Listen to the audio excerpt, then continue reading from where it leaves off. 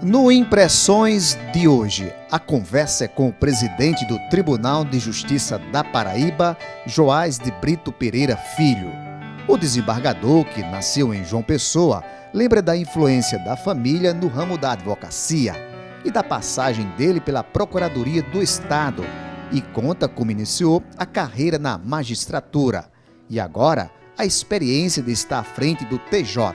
Ele fala do esforço por mais celeridade no judiciário paraibano e dos investimentos na área tecnológica na melhoria dos serviços jurisdicionais. Então, a conversa agora no programa Impressões.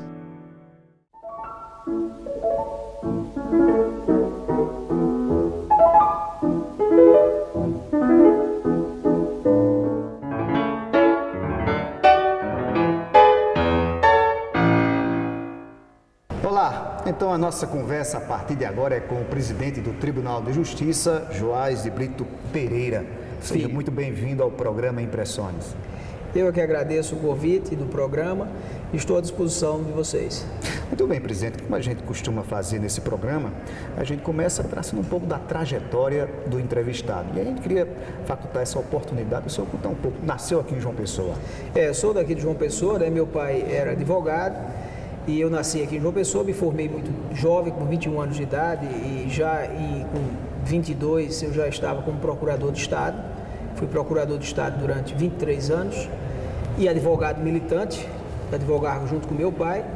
Depois surgiu a vaga do 5º Constitucional aqui para o Tribunal, e aí eu resolvi concorrer na primeira eleição direta que existiu no estado da Paraíba. Nessa eleição foram 33 concorrentes. Eu saí entre os 6, fui o segundo mais votado dessa lista, e aqui no tribunal, que houve uma escolha da lista tríplice, eu fui o mais votado da lista tríplice. E aí o governador me nomeou em 2007, em novembro de 2007. Quer dizer, agora, em novembro de 2017, eu estarei completando 10 anos de magistratura. O senhor herdou o nome do seu pai, advogado. A infância do senhor já foi assim acompanhando o trabalho de seu pai como advogado? Como era isso? Foi. Essa pergunta é bem interessante. Realmente, eu desde cedo já fui me engraçando pela profissão do meu pai e tinha uma convivência muito salutar com os desembargadores do tribunal, que havia uma amizade estreita do meu pai com vários desembargadores do tribunal, e aprendendo a respeitar e agir com muita ética na profissão, que era o que meu pai fazia. Ele tinha muitos amigos desembargadores, mas sempre agiu com muita ética na profissão, com muita correção, tanto é que era um homem muito respeitado aqui no estado da Paraíba. E o que chamava a atenção do senhor, do trabalho do seu pai? As causas, alguma coisa que o senhor lembra, né, que aconteceu, uma causa que impactou, que chamou a atenção? O que me chamava a atenção era, primeiro, a garra, a vontade de vencer que ele tinha quando ele abraçava uma causa, a certeza de que aquela causa, por ele abraçada, seria uma causa em que ele daria de tudo para vencer, tanto é que ele era um conceituado advogado, e não era que ganhava todas, mas no mínimo eu tinha a certeza de que ele abraçava aquela causa como se fosse uma coisa tão importante, que aquilo ali foi me chamando a atenção, porque a gente pode salvar vidas nessa profissão. Verdade. Me diz uma coisa, o que faz a diferença, né, de um advogado diante, né, das testemunhas, do juiz, né? É a oratória, as provas, o que é que chama a atenção? O que define uma causa? O que define uma causa é o trabalho do advogado. Na verdade, o advogado tem que ter perspicácia, tem que ser estudioso, tem que conhecer bem a causa, para ele explorar os pontos importantes daquela causa. Isso é o que vai levar à vitória ou à derrota. E é importante que o advogado haja com muita correção, com muita lealdade. Desde o início aprendi isso com meu pai, de que, na verdade, o cliente tem que saber da realidade do que ele está lutando, o porquê do que ele está lutando e qual a realidade que ele tem naquele processo. Presidente, o senhor é de uma família, né, de pessoas que militam essa área, a exemplo também do seu tio, Joacil de Brito Pereira. Realmente, o tio Joacil era também um brilhante advogado, atuou mais na área criminal. Meu pai era da área do direito civil, direito comercial, direito tributário e direito de família. Ele já era na área mais penal. O tio Joacil foi deputado federal, foi deputado estadual, enveredou para a política e afastou-se um pouco da advocacia. Mas mesmo assim foi presidente da Academia Paraibana de Letras, foi membro da Academia Jurídica de Letras, quer dizer, da Academia Nacional Jurídica de Letras, Então era um homem que escreveu vários livros. Joacir era um homem letrado e um grande advogado, mas atuou mais na área do direito criminal. A sua família, de quantos filhos? Do seu pai? Meu pai, eu somos 6 irmãos, quer dizer, 5 irmãos, né? Eu tenho mais 5 irmãos e eu hoje sou casado, tenho 3 filhos, né? Muito bem. Eu queria que o senhor falasse um pouco. O senhor já exerceu outras funções públicas, né? Também após a militância na advocacia. Eu logo quando fui advogado, logo muito cedo eu entrei na Procuradoria-Geral. E, na verdade, em 1987 eu ingressei na Procuradoria-Geral e fiquei até 2007, quando deixei a Procuradoria para vir ser desembargador. E na Procuradoria-Geral do Estado eu fui Procurador-Geral Adjunto por 2 mandatos, fui Procurador-Geral do Estado também, exerci a chefia da Procuradoria de Finanças do Estado, também fui procurador militante, porque era um procurador de carreira, né, concursado. Então eu exerci vários cargos dentro da administração, da administração pública, nessa área da fazenda pública, como procurador-chefe da fazenda, como procurador-geral adjunto, como procurador-geral do Estado. Me parece que todo advogado tem o desejo de chegar a ser um desembargador, também um presidente do TJ. O senhor já alimentava isso, já desde a infância, já pensava essa questão de chegar ao tribunal como magistrado? Eu lhe confesso que no início eu nunca nem pensava nessa possibilidade, mas ao ver o meu pai entrar em 3 listas consecutivas, todas as vezes em que existiu vaga para o 5º constitucional, ele foi indicado em 3 listas consecutivas e não ter sido nomeado, embora merecesse mais do que muitos outros.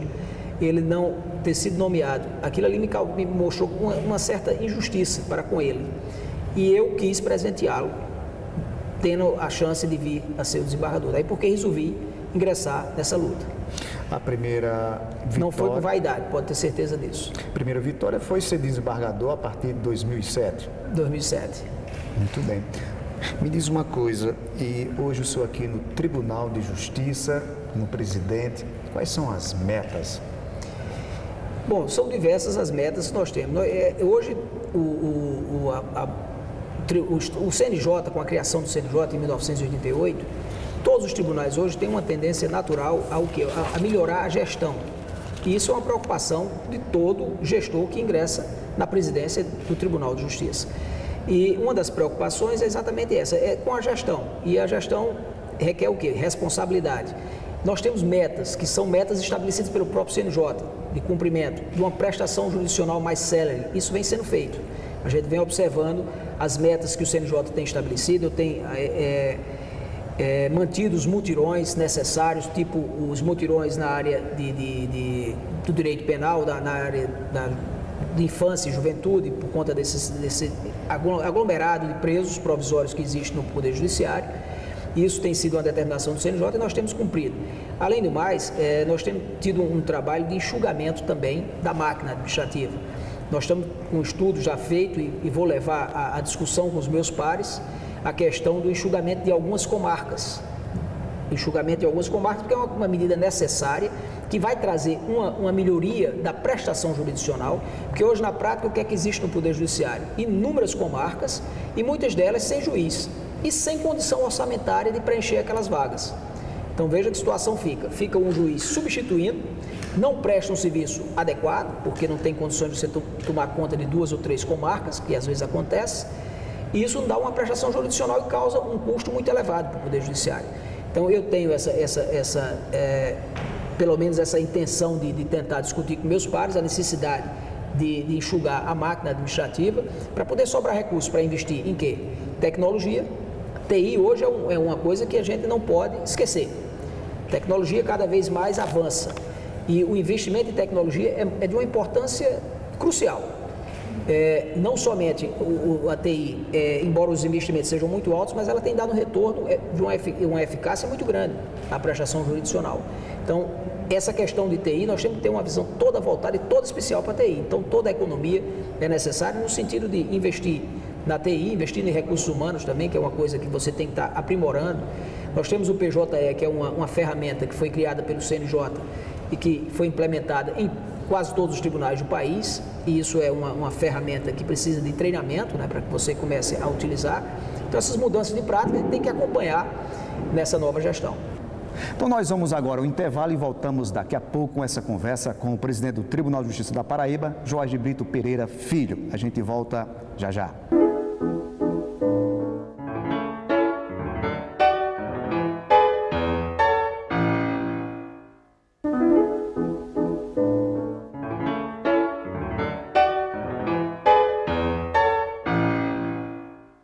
Já estamos de volta com o programa Impressões e hoje numa conversa com o presidente do Tribunal de Justiça da Paraíba, Joás de Brito Pereira Filho. Presidente, o senhor está há 5 meses já aqui à frente do TJ, qual a avaliação que o senhor já faz? Eu estou realmente há 5 meses aqui, desde 1º de fevereiro, e a avaliação que eu faço é de uma dificuldade grande, que na verdade a dificuldade não é só nossa, é econômica, financeira, é a nível nacional, vocês têm acompanhado isso. E essa dificuldade nós temos que enfrentar com uma boa gestão. E é isso que eu estou tentando fazer. Enxugamento da máquina, tentando reduzir custos para poder me enquadrar na nova situação que o país está vivendo. Alguns presidentes passaram aqui pela presidência do TJ, deixaram suas marcas através de construções, de obras. O senhor quer deixar que marca ao sair do TJ? Eu já ficaria muito satisfeito se conseguir implementar uma melhoria na prestação jurisdicional, se conseguir efetivamente dotar todas as comarcas com juízes, porque isso consequentemente vai dar uma melhoria na prestação jurisdicional. Eu não me preocupo tanto com obras de pedra e cal. Eu tenho que investir em TI para deixar talvez tudo equipado com processo eletrônico. Já estamos fazendo isso na parte administrativa. Eu vou agora tomar a iniciativa de fixar uma data para doravante termos apenas processos administrativos no computador, através do sistema de computação, para exatamente evitar o uso de papel, quer dizer, vai ser uma redução de custos. Então, na minha visão, se eu conseguir efetivamente aparelhar o judiciário de forma adequada a dar uma prestação jurisdicional, eu já estou fazendo o meu papel.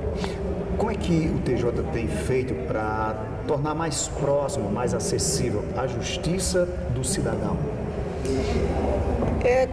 Com os diversos programas que nós temos.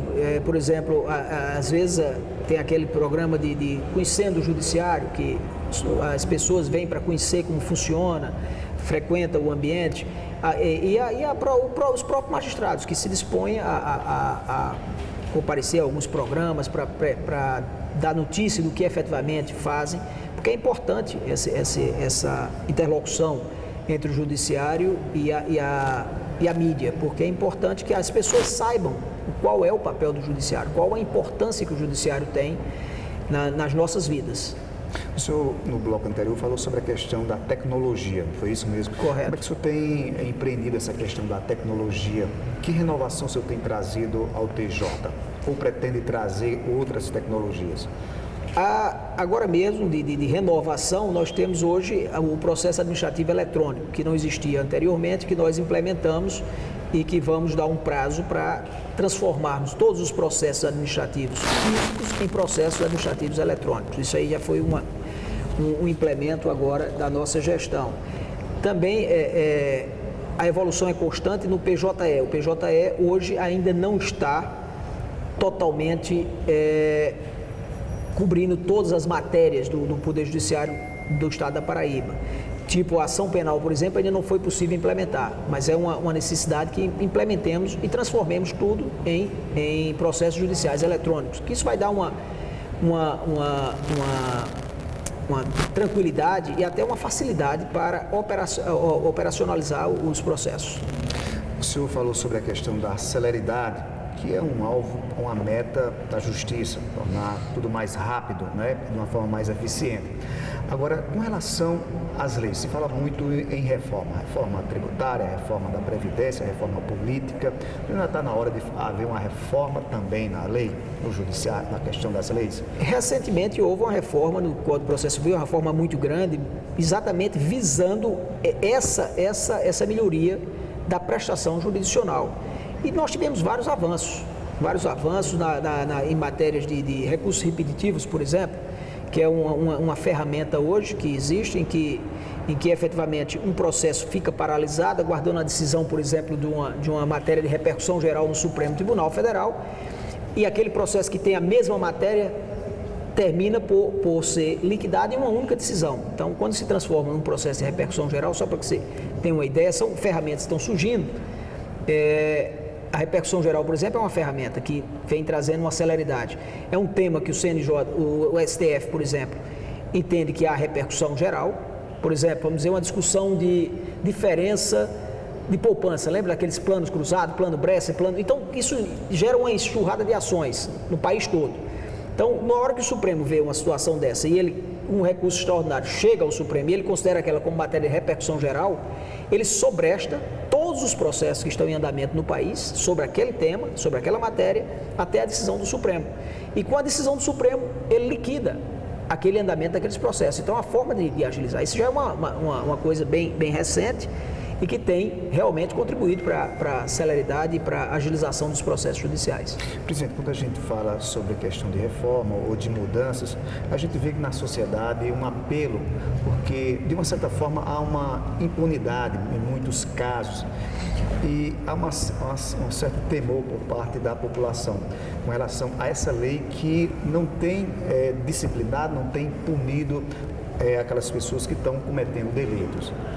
Como é que se houve essa questão da impunidade? Eu não vejo como impunidade. Veja bem, nós temos um sistema realmente muito liberal em matéria penal. Eu estou falando em matéria penal. Mas quem faz as leis não somos nós. Nós estamos presos ao que a lei determina.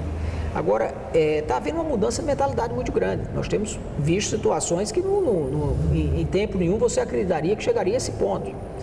De pessoas influentes no país que estão realmente sendo chamadas à responsabilidade pelas práticas de atos considerados ilegais, tem sido feito constantemente. Então, tem havido uma mudança, isso por um clamor público, as leis têm sido um pouco aperfeiçoadas, mas ainda tem muito a se fazer para que haja efetivamente um basta a essa impunidade.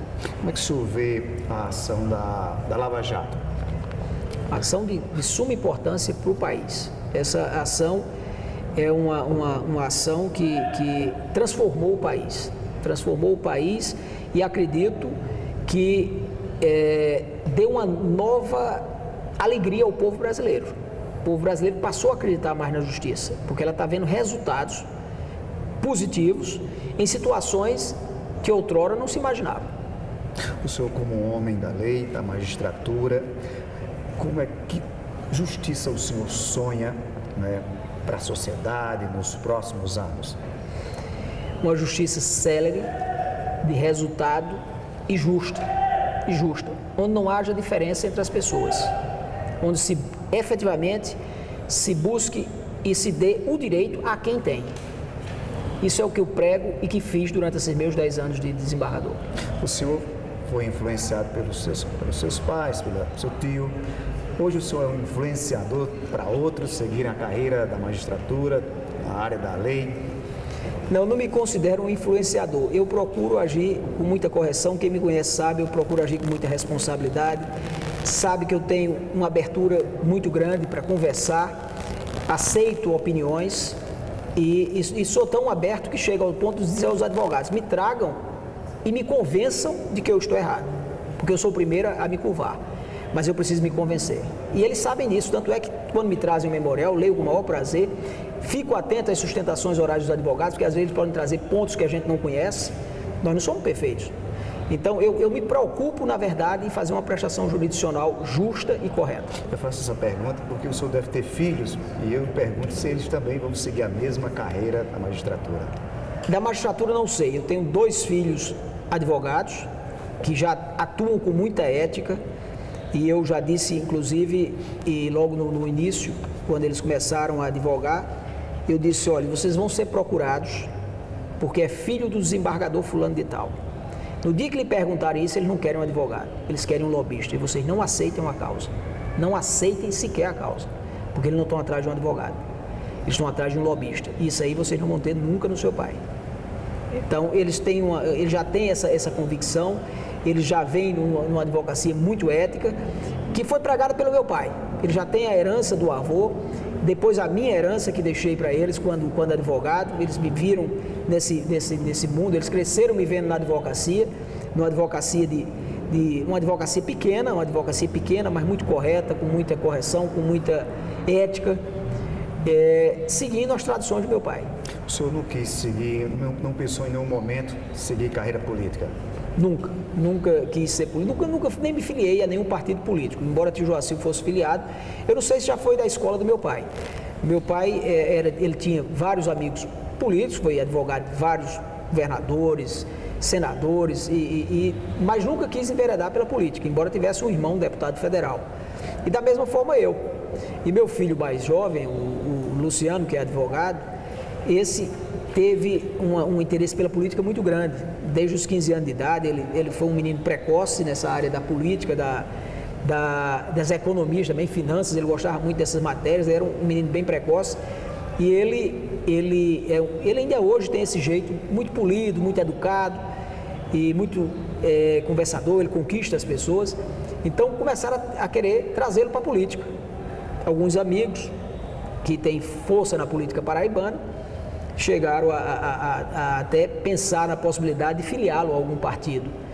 E aí eu disse a ele: meu filho, você sabe que o seu pai lhe apoia em qualquer decisão que você tomar. Agora, eu acho que você deveria primeiro estudar, se formar, e depois você toma a decisão que você quiser. Mas, por enquanto, eu acho que você não deve entrar nessa área política. E aí ele me atendeu, formou-se, e hoje é advogado e já não se interessa mais pela política, embora tenha no sangue um viés político muito forte. Muito bem. Presidente, a gente queria agradecer a sua presença, a sua entrevista hoje no programa Impressões. Eu que agradeço a vocês, estou sempre à disposição e foi realmente um bate-papo bem gostoso. Muito bem, o programa Impressões termina aqui. A gente agradece a sua companhia e até o nosso próximo encontro. Até lá!